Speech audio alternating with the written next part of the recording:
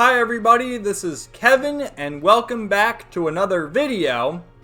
And today I would like to share my thoughts on The Legend of Heroes Trails of Cold Steel 4, The End of Saga, which I just finished this game about an hour ago.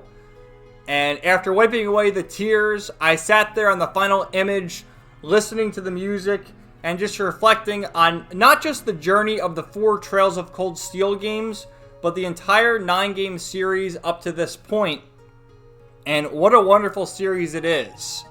Now, I'm sorry if I sound like a broken record, because I know I've said this in my other Trails videos, but the Trails series is my favorite series of all time, and not just as far as video games go, but everything. It is my favorite series of all time, whether it's movies, books, TV shows, video games, whatever. It is the best for me. And after finishing Trails of Cold Steel 4, I can safely say it is the best game I've ever played, the most complete game, and I think what makes it so much more special to me is the fact that I started with Trails in the Sky first chapter, and have played 8 other games leading up to the 9th game, now finishing the 9th game, but not just that, I have absorbed all the Trails material I could find, whether it's the manga, the Ring of Judgment manga, and then the Tale of Luve manga, which has a lot of interesting stuff in there, which shows up. It's crazy the amount of stuff that appears in the early games, like Sky First Chapter, Sky the Third, Zero, and Azure, that show up and are as relevant as ever in Cold Steel 4. It's really incredible. But that stuff, the audio dramas, even Nayuta, man. There's even stuff in Nayuta that's meaningful to these games, which I'm happy I played Nayuta after Azure before Cold Steel 1. But, you know, I spent 165 hours over the course of the past month and a half on Trails of Cold Steel 4. That's what the gameplay clock says, but because I played on the PS5, it has its own play clock, and it says I clocked in at 180 hours, which is probably more accurate, because I know there's certain instances with the bonding events where, say, you'll have like 5 characters to bond with, but only 4 points. So you can't see them all, so I had to reload my save so I could see everything. I literally did everything you could possibly do in the game. Every side quest, caught all the fish, talked to all the NPCs, everything. And I have truly become immersed in this series, and I think that's why it's so special to me. So, as far as this video goes, I thought about, like, what am I going to even do, because it's hard to talk about the plot for this game because it's very similar to Cold Steel 2. A lot of parallels between Cold Steel 1 and 3 and then 2 and 4, in that 1 and 3 both have cliffhangers, really insane cliffhangers, especially 3, and then 2 and 4 pick up where they left off. So we'll try to talk about the plot as vaguely as I can, spoiler free, and then I want to talk about, like, some of the other little things, the NPCs, the combats, the mini games, things of that nature. And then I will try to play devil's advocate with what the average person might not like about this game. Now, I'm a Trails superfan, and as I said, this is the best game I've ever played. So to me, this game is a masterpiece and perfect. But there are some nitpicks I can acknowledge, and I will try to address to make this review fair. But I loved it. It's an 11 out of 10 for me, okay? So there's that, and then we'll get to the spoiler section, and I have a little slideshow prepared. So we'll look at that, and then I'm going to make some predictions as to what I think is going to happen in the other games, because I do know the other game. I don't know anything about the story in the other games, but I do know they exist. Obviously, we have Trails into Reverie, which I have right next to me. In fact, I'm going to start it on Saturday. I'm going to read 3 and 9 first. That's the book that came with the limited edition, which is the collectible book in Trails of Cold Steel 4. But because I have the physical edition, I'm going to read it. And it's only like 120 pages, so I'll read that in like a day or so. And then we'll start Reverie. After Reverie, of course, there's Kuro no Kiseki 1 and 2, soon to be Trails Through Daybreak, releasing in the summer. And then there's also Kai no Kiseki, releasing in Japan in, this year, 2024. So, I'll say what I think is going to happen in them, even though I have no idea. And then I also want to tell you some of my theories about certain characters that are very spoilery. So stay tuned for all that later. So let's get to the spoiler-free thoughts right now. So as I said, it's very similar to Cold Steel 2 in that a lot of crazy shit happened at the end of Cold Steel 3.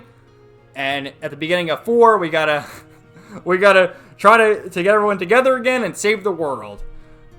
And again, that's why it's so important to play the early games. I mean, I guess you can get away with just playing the 4 Trails of Cold Steel games, but you're going to get so much more out of it playing the Sky Trilogy and especially the Crossbell Duology, because like someone like myself who's played these games and I see a character from those games show up again, I'm like, oh, it's them!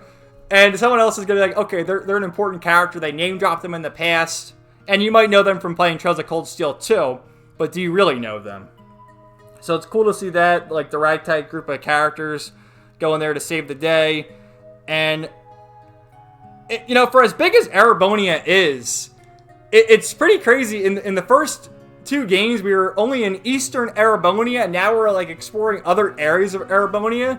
It's crazy, man. It's crazy to explore new places like that. And even like going back to places that you went to in Cold Steel 3, but you can explore a little bit more. And just some cool stuff there. The combat has largely stayed the same since Trails in the Sky first chapter, but with each game they add something new, whether it's the chain attacks, having the reserve party member, master quartz. I think it was Cold Steel 3, wasn't it, that they added the secondary master quartz. And in that case, you could only have like the one master quartz with the character, but now in Cold Steel 4, you can have everyone equip like the emblem master quartz to get as many items as possible and do crazy stuff like that. And with the Brave points, they had them at 5 in the earlier games, and now it's at 7, so you can really utilize your orders, the trial chest, which they were in Cold Steel 2, they return. And in Cold Steel 2, they did the overdrive, but here they help you increase your orders, make it more powerful. And they make you, like, the trial chest, you can't just use any party you want. You have to, say, use Yuna and Altina and pair them up, and then you'll get the order for them. So, just so many cool things like that.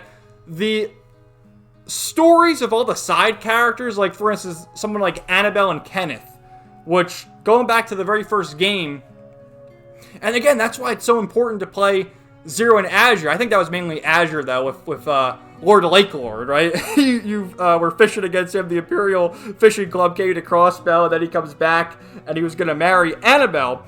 But then you had the fishing contest, and you beat him, and then Annabelle falls in love with Kenneth.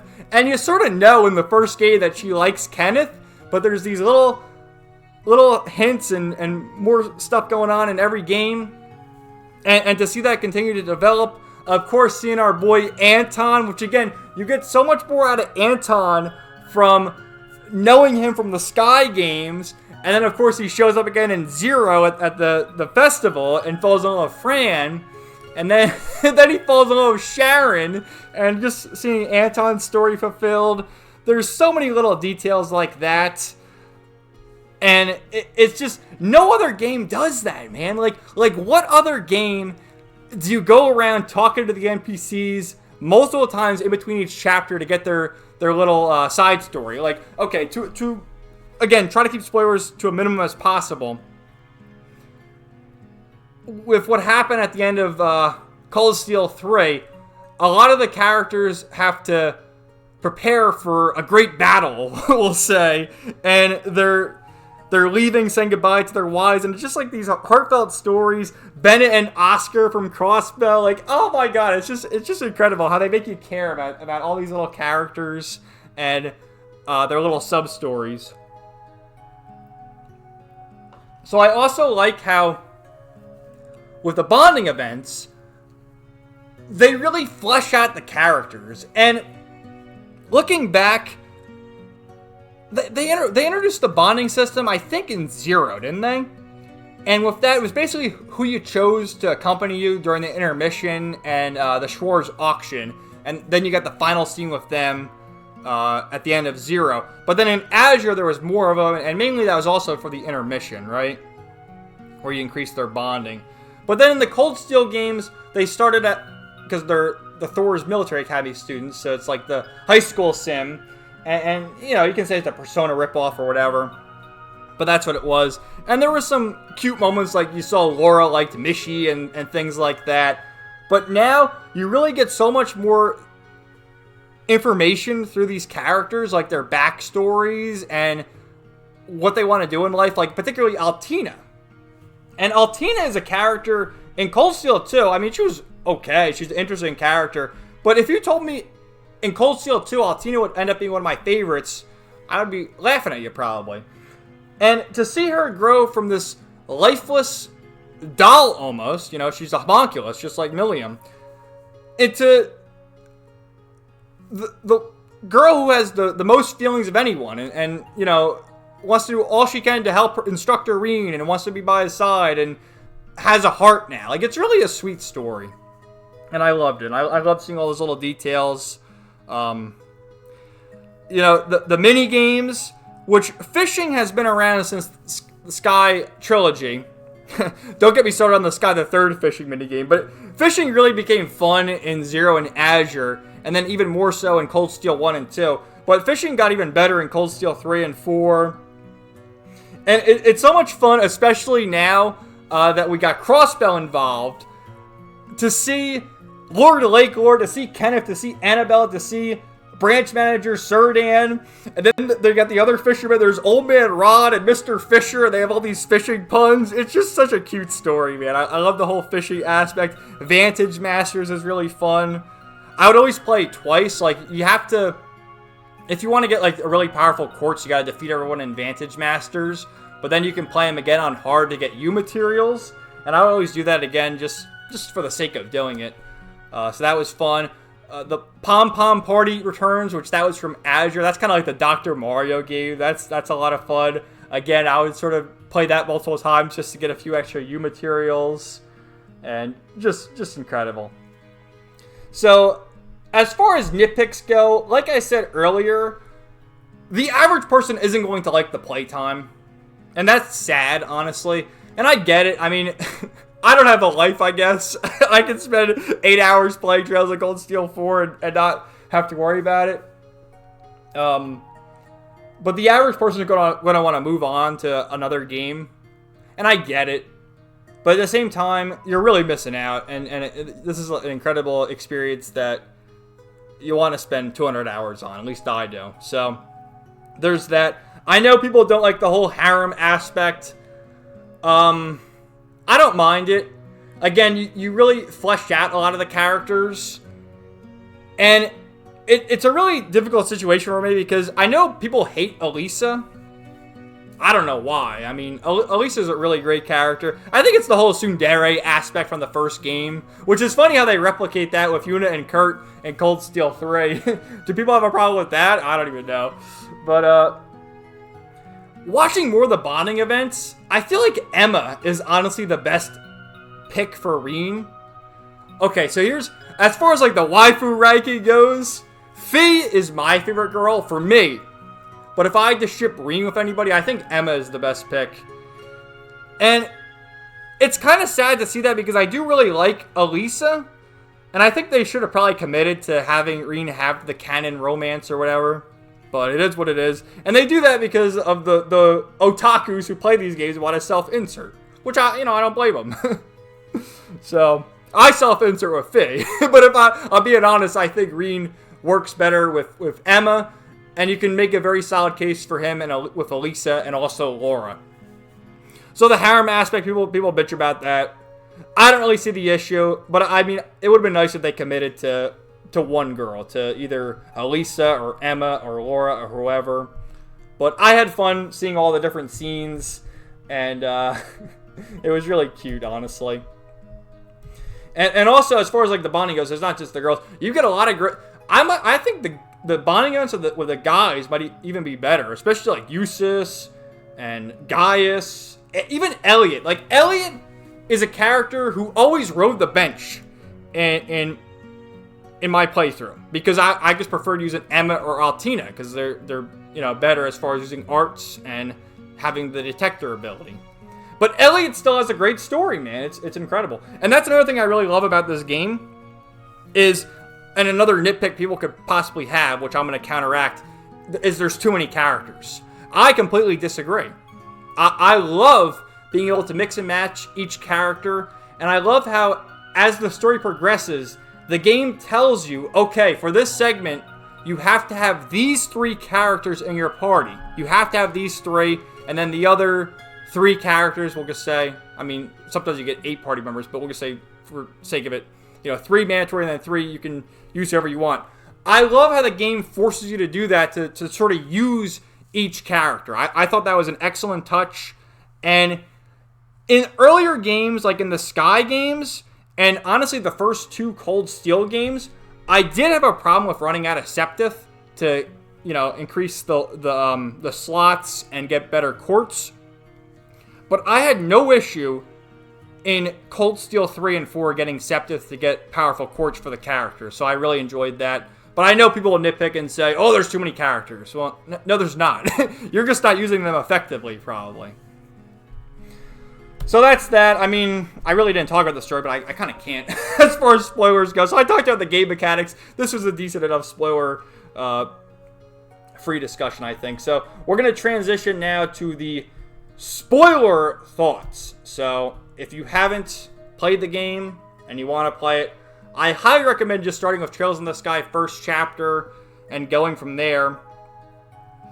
Play the Sky Trilogy, play the Crossbell Duology, play the 4 Cold Steel games, and also seek out all the supplemental material. The Ring of Judgment manga, the Tale of Louve, the audio dramas, everything. And you're going to really appreciate the story more. So with that, I'm going to change the song now too. Let's talk spoilers. So, of course, one of the main things is at the very end of Cold Steel 3, we lose. And, Gileath Osborne's like, we'll see this wretched fairy tale to the end. And it's like, holy shit, how'd the game end like that? And it starts off, you gotta go and, find the members of New Class 7, because Muse went with the Panic Rule and the Viceland Army, and then you had Ash. Ash was with them, actually. Yeah, they rescued him, but he went his own way, went to Hamel, and then, of course, you got to find Reen in the Black Workshop. So, that was really cool. And there's just so many little things going on. Like, okay, I want to talk in particular about, in the finale, there's 2 side quests, one of which with the Liberal group and another for the special support section. And the Liberal group was I think the quest was called the Ghosts of Hamel.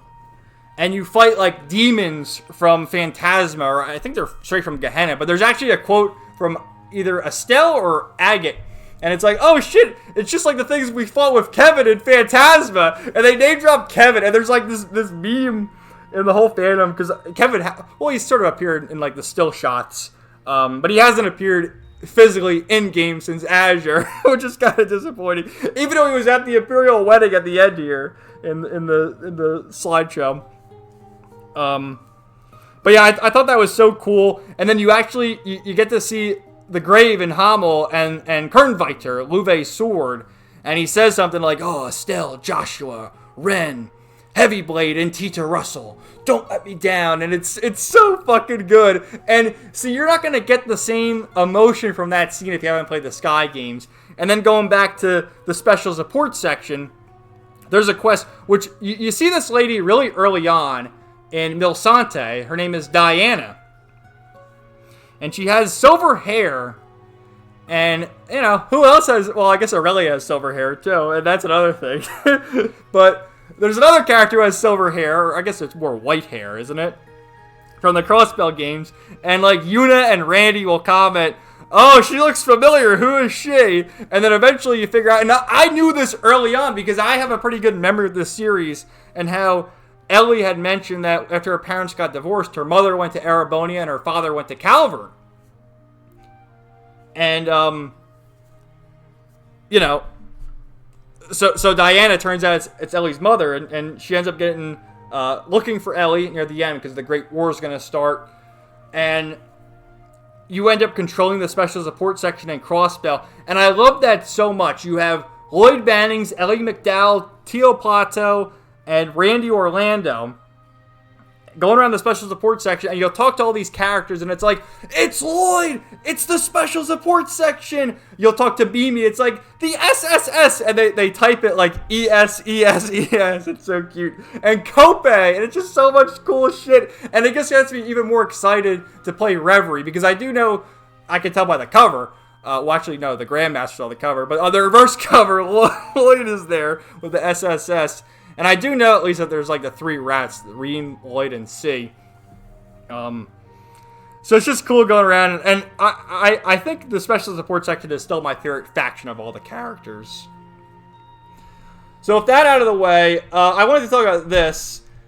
The final battle, which, as I understand it, if you don't do all the side quests and do the one with Argus, the holy beast of Earth, You only get the one ending where Reen, Crow, and Milliam, along with Valimar, takes Ishmelga to outer space and they all die or whatever.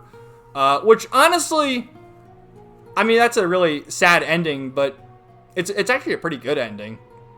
But you can defy fate with the Holy Beast of Earth's blessing and fight Ishmelga Lodge once and for all. And you put together the super party. This is the party I use, which is just so fucking key now. Where, you know, with Team B in particular, I had to have the Hexen clan in full force. Which, that's another thing. Like, dude, seeing Celine, when you make it to the Black Workshop, and Celine is one of the true MVPs of this entire series, who has been through, with Reen, through so much stuff. Remember, at the very beginning of Cold Steel 2, it was just Reen, Valimar, and Celine. And then once Reen was separated from his friends yet again, Celine is with him, and she does the whole tsundere thing, like, I don't want to show you my human form, but she does anyway, and it's like, Celine, what a cute little cat girl, breaking out, and yet Duvalie breaks from the Starberter eventually joins, as you can see there, but breaks away from Ouroboros and helps us, and it's like, I love stuff like that, man, where the villains end up becoming good guys, and just such terrific storytelling. And Duvalie's another one. I mentioned before that Fee is my favorite girl, but Duvalie, as you progress through her story, she really warms up to the group, and I love her relationship she forms with Laura in particular, where, you know, because you find out that the S in Laura S. Arcade is Laura Sandlot Arcade, taken after Leanne Sandlot Aryenrud. And Duvalie eventually respects Laura, and she actually says to Victor when she sees him again that he's the greatest swordsman of all Varabonia. And it's like, wow, for her to say that, truly impressive. So, before all this, let me talk about the Salt Pails, too. The Salt Pails, there's which, again, the Salt Pails are even more meaningful if you played Sky the Third. Well, really, Sky's second chapter, I think, is when they're introduced. But you get, like, the backstory on Sky the Third and how they're from the Beyond. But anyway, you have 5 different parties to infiltrate the Salt Pails. And I love the composition of the parties. You have, like, Team LaBurle, Estelle, Joshua, Agate, Tita, and Ren. The special support section with Lloyd, Ellie, Tio, Randy, and Kia. Kia's there not in the battle, but she does her order, where she gives you, like, 100% critical, which is pretty overpowered. So you have them. You have Team Stallritter, which is Duvalie, Ines, Inea, and then the Zephyr Bros, Zeno and Leo. You have Angie's team, which I know everyone hates Angie. Angelica, she's not my favorite character, but I really do like Angelica. I think the hate for her is extremely overblown. She has an excellent story arc with how she's able to confront George. And even George, he's another underrated character, in my opinion, who atones for his sins. But Angie's group is Angelica, George, Sharon, and Granny Rose, Crimson Roselia, which, when they confront one of the bosses at the end, And it's such an epic scene where Angelica's like, I'm Angelica Ragnar, Taito practitioner and alumni of Thor's military academy. And then George says something like, I'm here for all those who couldn't make it. Sharon says, I am the humble servant of the Rhineford family. And then Crimson Roselia, I am Crimson Roselia. It's such a fucking epic moment, man. I love that so much. And then, of course, you had Team Overpowered, which was Aurelia, Victor, Vita, and Toval, which is just crazy, man. And Toval says something. They eventually end up fighting one of the Ions, and Aurelia says, oh, this is nothing. And Toval, what are you talking about? And they're all laughing how it's weak, and Toval's like, why am I agree with these psychos? So that was awesome. That's another nitpick thing, too, people probably won't like about the story, which I couldn't talk about in the spoiler-free section, is how Olivert, Victor, and Toval survived, which I think is a common misconception. They died and were revived. They never died. They survived with the help of George and none other than Phantom Thief Blue Blanc, who is one of the more underrated enforcers. You know, everyone loves McBurn, Louvet. Who else? Those just come to the top of my head right now, but Blue Blanc's pretty fucking awesome, man. Like, early on when we fought against Rufus in Crossbell, Blue Blanc and Ren show up, which, that was the thing. There was a character in Cold Steel 3 named Alistair, who actually turned out to be Blue Blanc. So, I think I said in my Cold Steel 3 review that Blue Blanc wasn't in the game. No, Blue Blanc was in Cold Steel 3. He was just under the name Alistair. So, the old Phantom Thief. I love it, man. So, yeah, and of course the Divine Knight battle is so epic. Rufus, that was an epic confrontation, too, at the very end, when Rufus wanted to do it all by himself. He was opposing us as a villain, but in the end, I think he had, in a way, decent intentions, where he wanted to be the one to defeat Osborn and rid the world of the curse, but he did it alone. And he actually conceded at the very end that the proudest thing he's ever done in his life is found Class 7 with the others. It was, you know, him, Olivert, Arena, and was it Victor too? No, I think it was just like Arena, right? It was Governor Regnance. That's so. So, yeah, I mean, Rufus had a great moment at the end as well. So, just incredible. And then even Osborn, which they hyped Osborn up as the main villain throughout this entire series, rightfully so. But in the end, he was doing this all to essentially save the world and rid the world of Ishmelga, of the Great One, the curse. And, you know, he tried to do it all by himself. And a great confrontation between him and Reen at the very end. I loved it. Just terrific, man. So, what more can I even say? I mean, I just love this game so much. So, with that, I'm going to go through the slideshow thing. At the very end of the game, they gave us some stuff that happens afterward. In particular, this one was fantastic. They're just sort of saying the aftermath, which I think that might be another nitpick as well. The Great War, and really nobody died. I mean, innocent civilians may have died, but, I mean, it doesn't matter in terms of the grand scheme of the game, I guess. So I think people might not like that, but to me, it was still epic scenes. Like, dude, seeing Cassius Bright in this game, like, that's the thing. You see Cassius, you see Chloe, you see all these guys. And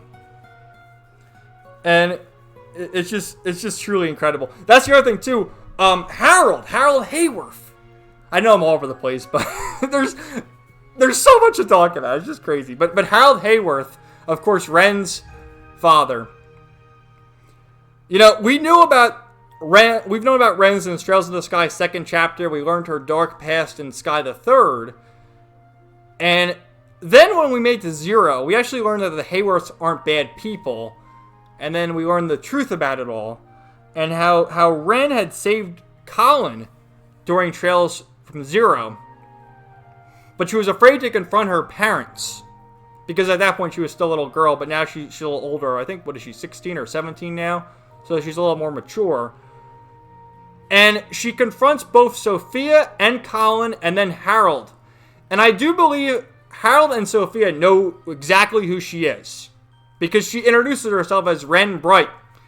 And they're like, the hair, everything about her demeanor, Ren, or you are Rennie? It's like, no, I'm Ren Bright. And then Harold is like, well, after this is all over, come have dinner with us and bring your family too, Miss Bright. And it's such a beautiful scene. Again, the payoff from all these other games, just seeing it again, and incredible. Absolutely incredible. So after it was all said and done, the special support section saves their country yet again. I love the special support section. And then in the aftermath, Mueller, Alphen, and Oliver are trying to maintain peace. And this image is just so cute, man. See Alphen there, and Oliver with his eye patch. And Oliver's return, dude, and the music of the Courageous, too. What was it called? It's like Crimson Flash Shadow or something. It's such an epic theme, and he shows up. Freaking Oliver, the legend. Olivier. I know him more as Olivier than Oliver. That's the thing, too. Like, the people who play the Cold Steel games know him as Prince Oliver. No, he's Olivier, the Wandering Bard. And then Shara, seeing Shara again and how they tie the knot. So the Bracers save the day. And notice here, we have Michel's up there. I think he's next to Miles. Isn't that Miles from the Legrand branch? Sarah and Arios, Zin and Fee, Agate, and then Toval and Annalise. I am invincible! Or am I? Annalise, man, incredible. Incredible. And, when Reen became a Divine Blade, and his new S-Craft, man, like, so good. So good. Eternally flowing. Form is emptiness. Emptiness is form. You know. So yeah, Oliver gets married to Shara. Beautiful. I loved all this artwork. Absolutely incredible. And here's what I was talking about, the slideshow. So we have new Class 7. I love how Altina is like all dolled up. Like she's not the type who normally gets dressed up for these occasions. And here she is all dolled up. And there's new Class 7. There's Ash. Ash had a really meaningful line at the very end when Reen was going to sacrifice himself. He's like, screw you and screw your bullshit plan too. Which, man, every character in this game is so good. Where we have Ash, who starts off hating everybody. And he actually has a line of one of the bonding events with Reen. That's why the bonding events are so important. Where he's like, I'm so happy to have joined you guys in Class 7 and met everyone. And it's funny how he has a nickname for everybody, except Kurt. He calls Kurt, which I think in Cold Steel 3 he called him Pretty Boy, but now he just calls him Kurt. And he calls Yuta like Wild Philly. Muse was Phony Locks because she has the long hair as Lady Mildine, and Altina was Black Rabbit or the Bunny or something. This is so cute too. Sharon holding the beer to Yuta and Elisa, like, oh, you're looking quite lovely, Lady Yuna. There's Kurt, Laura, and Duvalet. Look at Duvalee's face. There's a bonding event with Duvalet where you go to Ordis, and she gets her armor polished up. This is right before you're going to fight Aryan Road. And the guy at the shop is like, I can polish up your armor, but your spirit needs to be polished up on your own. And she sort of leaves kind of upset. And then she has a moment with Reen where they have ice cream together. And she makes like this really cute face. And prior to that too, there's an instance when Randy is talking to her. And you know how Randy has nicknames for everybody. He's like, calls Kia, Kido, Tio is Tio Tots. He's got all the nicknames. Ellie is Madame Uselli. And he calls Duvalee Doovie. And Duvalee says, if you can't say my name right, don't say it at all. It's just such a Duvalee moment. And I love that Duvalee's a good guy now. Which goes back to the subtle foreshadowing of the very beginning. Well, not the very beginning, but Cold Steel 2. When she mentions, or maybe it was Blue Blanc who mentioned it, that she's not an enforcer, but she's just as powerful as one. And the reason she's not an enforcer is because the Grandmaster picks enforcers based on how much darkness they have in their heart. And seeing her in this game, there's no darkness in Duvalee's heart. None at all. Here's the Hexen clan, as well as Muse and Elise. Which Muse constantly pets Celine, and Celine's like, stop doing that. Okay, it feels okay. It's so cute, man. And I love how Vita's a good guy. I know maybe that's another trope people don't like about the villains becoming good guys in the end. I like Vita becoming a good guy and going back to grandmother. And look at Roselia chowing down, which that's the thing with Emma, like, grandmother, stop eating your sweets. And Roselia literally makes like the Millium XD face, like, no, I can eat sweets. I'm 800 years old. I can do whatever I want. So sweet. Uh-oh, Sarah's having too much to drink there. And there's Machias, Fee, Gaius. There's Eustace and Millium, which, oh, dude, Millium getting revived in the very end. So, Franz Reinford came back just for a second. He had become an immortal, but then was the host of was Ishmelga, Black Albric, and had them perform a miracle, which is so cool how miracle translates to Kiseki, which is what the series is really called, the Kiseki series. And the Divine Knights all perform their miracle. And that's another really sweet scene where you have the 6 Divine Knights all say their different lines. Like one, Valmor's acknowledged, Ordine's of course, yes, indeed. You know, they all have their way of saying acknowledged. So that was cool. And then Millium came back, and the 2 people who disliked Millium the most in Eustace and Altina ended up loving her in the very end. And how can you not love Millium? There's Altina singing, which that was a side story that began in Cold Steel 3 where they were in school and Principal Le Guin was teaching the singing class and said, okay, Orion, start singing. And she couldn't really sing, but she ended up honing her craft. And there was an instance where we used Elliot, Fiona, and Altina, and they all performed a concert to sort of sneak into the to talk to Marcus Ballard at some point in the game. And there she is singing again. And that's the other plot point with Fiona, who's going out with Neidhart now. And there's Elliot's father back there, Olaf. Beautiful. Oh, there's Tella with her best friends, Angie, George, and Crow. I'm so glad to see Crow again. Which I know people are going to do like, oh, how's Crow back? Well, they explain. I'm not going to go over it in great detail, but they explain how the whole thing with Immortals work and the Black Workshop, and it makes sense how Crow's still alive. And then the Divine Knights perform their miracle, and it's a fucking video game. So if you can't like suspend your disbelief to have Crow back, then, you know, get out of here. Oh, so here's the shots again. This is even more payoff for everyone who's played all these games. Muir with Julia, which they mentioned Julia a bit in the game as well, where Albert's, you know, talking about Shara, and it's like, oh, you have one of your own. And yeah, because Muir, we ship him with Julia. And Sieg's right on her shoulder. There's the Emperor Eugent, and Empress Priscilla, Cassius, Victor. The whole liberal squad. I love how they're at Oliver. Okay, wait a minute. Let's go back here. Well, actually, no. He's in his uniform, too. They're all in their regular outfits. Okay, so maybe not. But why is Estelle? Why isn't she wearing a dress? She's in her, like, her regular bracer attire. But it's still really cute. And just how far these guys have all come. And now they're all enjoying themselves at Oliver and Shara's wedding. And there he is! Kevin and Reese were at the wedding. Oh my god. And Reese, how much food does she have on her plate? Look at her go. And Zin's there too. And of course Josette. Which Josette had a great arc, which that was also mentioned back in the Sky Trilogy, how the Capuas were from Leaves. So cool, man. There's the Crossbell group where we have Wazzy would get along great with Oliver, that's for sure. Wazzy and Noel, the whole SSS. Wait a minute, what's Kia drinking there? Oh, looks like she has a regular, like a soda or something. I was gonna say she's too young for that.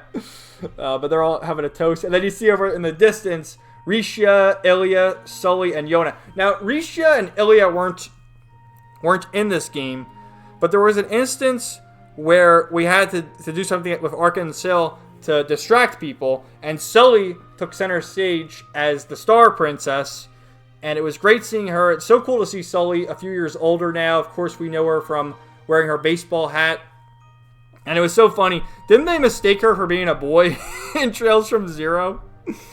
And then I'll never forget in Trails to Azure, there was that moment when Ilya was getting a little handsy with Sully, and the SSS was there. They're like, "You guys are police officers. Do something, will you?"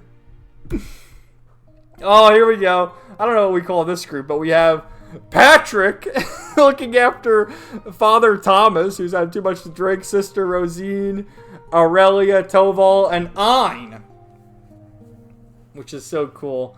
And Thomas had a great moment at the end where Roselia was like, "Oh, Father Thomas Lysander, don't let me down." So cool, man. You know, I know we had a lot of characters for that final battle, but it would have been cool if Thomas and Rosine were in the party, and, you know, Kevin and Reese, I guess, is the obvious, but especially Muir. I'm kind of disappointed Muir never joined the party, considering he was in the party in Sky's second chapter and Sky the third, but Kurt's second S-Craft is very similar to Righteous Witness, and there's a scene when,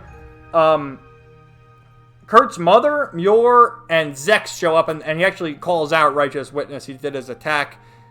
But Kurt gets an attack where he says something like, "My soul is one with my sword," which is similar to what Muir says. And just seeing this, man, Reen looks so happy in this picture, and I'm happy for him. The amount of shit he went through in these games, and to come out on top, what a beautiful ending. And that's the original Class 7 all together. Beautiful image, man. Beautiful. There's all the bros. There's all the girls. They look so pretty. I love their dresses. And there's new Class 7. Look at Toa. I love her. Look at Toa.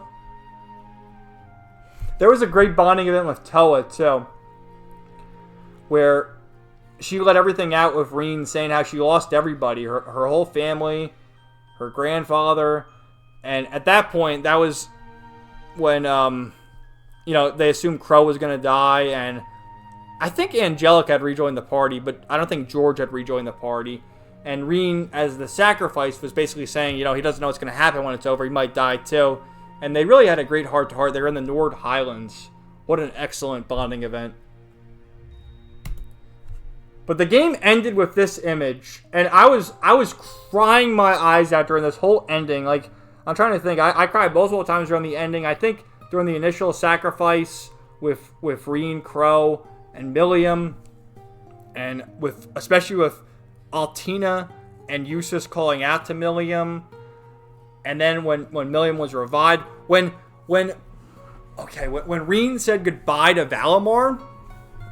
Valimar had said something along the lines of, like, you know, "I'm so happy to see you grow, Reen, my true friend." And it's like, dude, Valimar, my true friend. And Reen says the same thing, like, it was an honor and privilege to be with you, Valimar. And it's like, Valimar, no! I was crying, man, about Valimar. Oh, what an emotional game. But this image, man, let me, like, just the placement of the characters. First, I kind of want to address this. This is Shara and Albert's wedding, and Shara's face is covered by this flower in the top right corner. Like, what the hell? She's the bride, and you're covering her up? And Albert's not giving a fuck. He's like, "I'm going to play my song. I'm Olivier Lenheim, the Wandering Bard." Which, dude, you learn a lot more about Olivier and Ariel. Ariel Lenheim is his mother. Then they lived in Ulster, and you can go back to Ulster and talk to all the characters there, and there's a side quest where you save the day, and there's a great big festival, and then you can pay your respects to the Lenheim estate. It's like, this is once the proud Lenheim estate, and we're forever mourning it. It's just, what a beautiful game, man. What a beautiful game. But, you know, you see all the characters together. I love how Celine's in her human form there, and Emma's got her hand on Celine's head. So cute.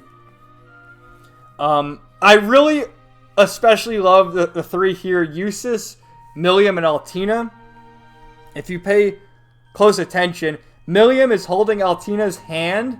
And look how happy the two of them look. And she's also got her other arm around Eustace. And Eustace, he looks frustrated, but you know he loves it. And what a beautiful way to end the game. Have everyone together. And, well, you see Claire there. Claire, a very conflicting character, Claire is, let me tell you. But in the end, Rufus gave her and Lecter the blessing. He's going to take the fall for the Ironbloods and let them try to maintain peace. So, and I mean, I guess Claire had her reasons because she lost her whole family with the exception of Major Irving.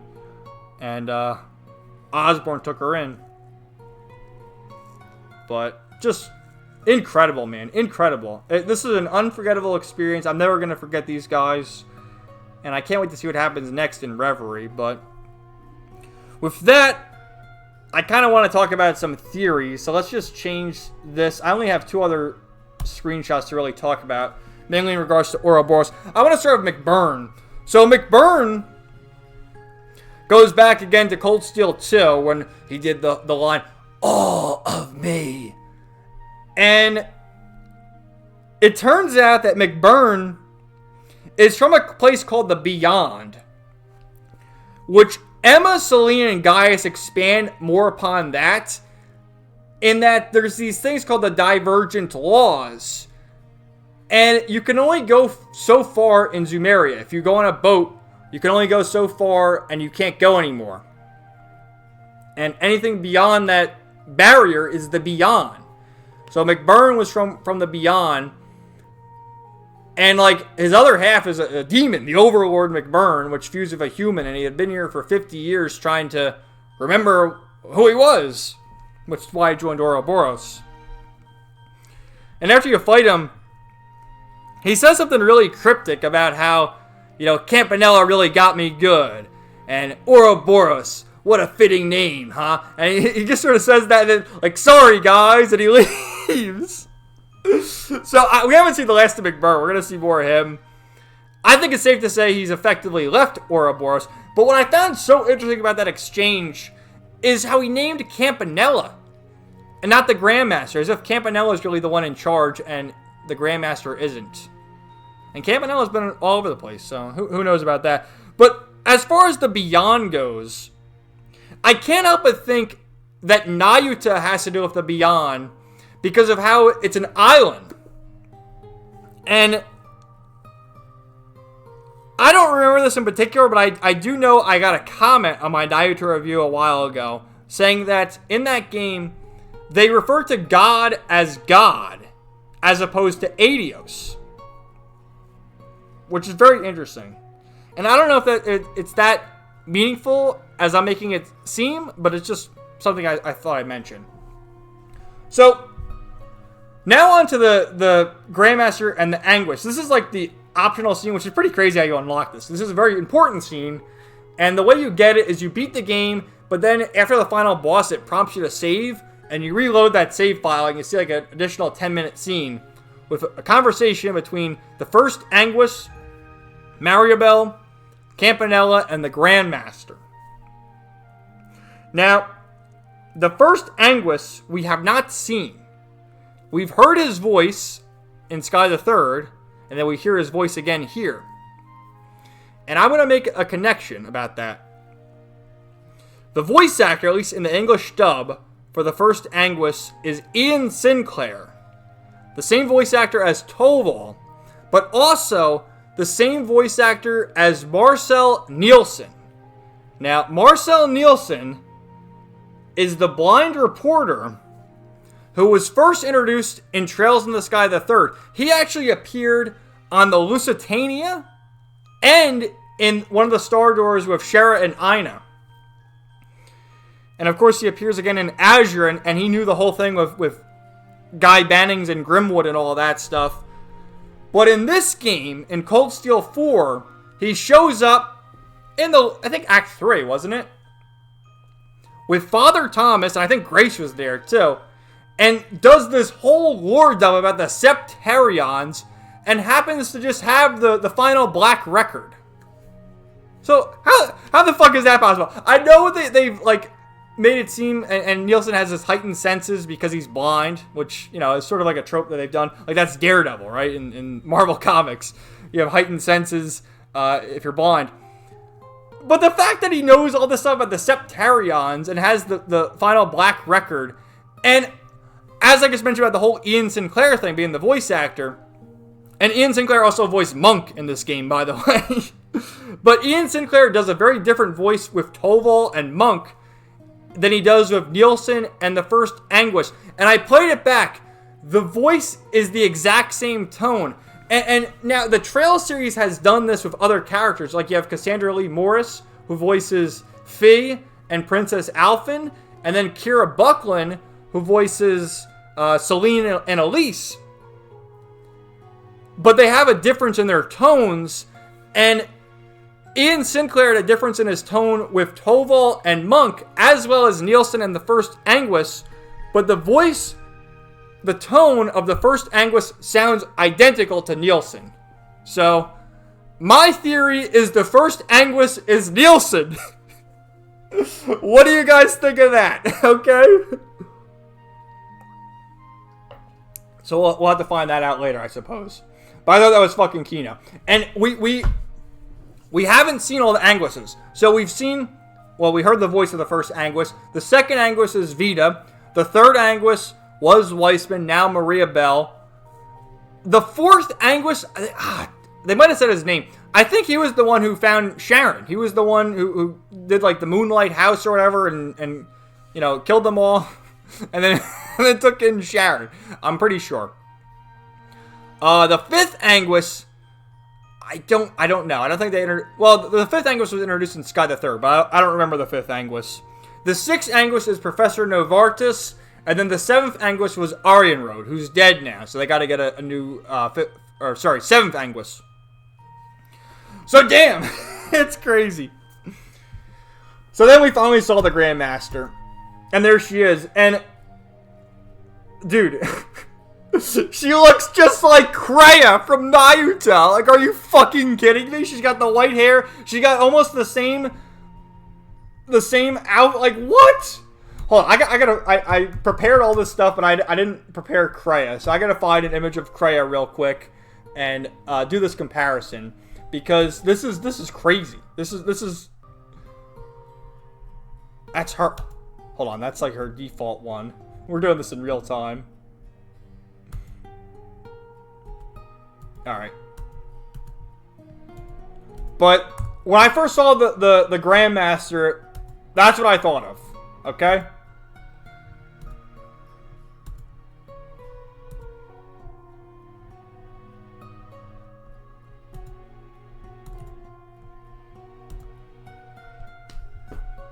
Dude, she has red eyes too. She has red. Kreia has red eyes. Are you fucking serious? Like, the way the shirt is, where her shoulders are, it's like the neck. Look at the necklace thing.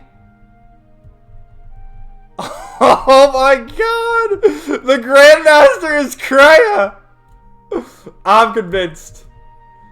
I know Toshihiro Kondo says that's not the case, but I don't know. It looks like it's the case to me. So my prediction as to what's going to happen. She says the third stage of the Orpheus final plan, the Eternal Recurrence plan, begins now. And the line prior to that said something along the lines of, like, only 3 years remain until primordial nothingness. Now, my big brain acting, before Kai no Kiseki, which, despite not knowing what the fuck happens in these games, I did see some screenshots from Kai no Kiseki, and they show the Grandmaster. But if we're going to think about 3 years and 3 games, Reveries 1 game, that's 1 year. Kuro no Kiseki, game 2, year 2. Kuro no Kiseki 2, 3. So 3 years, the final plan, Kai no Kiseki. That's it. That's my prediction. So fuck, man. I've gone for 55 minutes almost. Hope you enjoyed this rambling mess. You know, I don't script these videos. I literally just finished the game and have these thoughts at the top of my head and had to say something about it. And maybe I should have done this video a little shorter for the average person to watch, but, you know, it is what it is. So, I hope you guys enjoyed this video. Mainly it's for the people who have already played the Trails games. And I realize I probably didn't talk about everything. So if you have any other questions for me, please leave a comment and we'll talk about it. I know I did really long videos on every Trails game and haven't done one for Cold Steel 3 or obviously Cold Steel 4. And the thing is, I don't know if I can do those videos anymore, man, because, you know, the Sky videos I did were all heavily edited. I'm very proud of those videos, but I don't have the time to edit them anymore. I just do like these podcast videos. And then what? My Azure video was close to 4 hours, and then I think my Cold Steel one was like 3 hours, and the other one's almost 4 hours. So if I were to really do that, I think those videos would end up being like 6 hours, and I don't know if I could do that. So maybe I can think, if you guys want to leave a comment, if there's like a specific topic you want me to talk about, I can do another video talking about that topic. But otherwise, I think I covered pretty much everything I wanted to. I love this game. Like I said, this is the best game, most fulfilling game I've ever played. I've fallen in love with all these characters. Let me just go back to that final image, because this image just almost brings a tear to my eye right now looking at it again. And how far all these characters have come. Truly special. So I think that's a good place to end it. So thank you guys for watching this. Let me know your thoughts in the comments down below. And I'm not quite sure what my next video is going to be. You know, I actually, just as an aside, this is done with the review, but just maybe a little update, I suppose. I've had Final Fantasy VII Rebirth pre-ordered for the longest time. And at this point, the game's coming out tomorrow, so I'm going to pick it up at Best Buy. I have it pre-ordered. But if you told me in 2020, after finishing Final Fantasy VII Remake, I would be buying Rebirth at launch and not playing it because I got to play Trails into Reverie, I'd probably think you're crazy. And that's how I feel, man. Like, Rebirth can wait. Honestly, I'd rather replay this entire series after finishing it before getting to Rebirth. So there's that. And of course, I have the 3 and 9 physical book, which, if you're curious, I did an unboxing of Reverie last year. I got the limited edition of it. And I was looking at it again because it has an art book. And I'm pretty sure I flipped through the art book in that video. And I just wonder, like, if I even knew. You know, because at that point, I think I'd only played Trails from 0. So there's characters in there that I didn't know at the time, and I just wonder how I reacted. Like, I did my unboxing of Cold Steel 3 and 4 because I've already played 3 and I was close to the end of 4, so it was okay to do that. But, yeah, so thank you guys.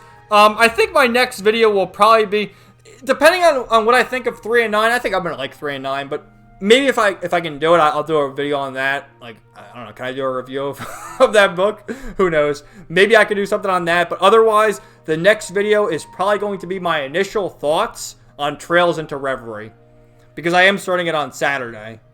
So, look forward to that. I'll probably do a community post, like, starting Trails into Reverie. So thanks, guys. Almost an hour. I gotta go. Thank you for watching. Hope you enjoyed, and we'll talk to you later. Peace out.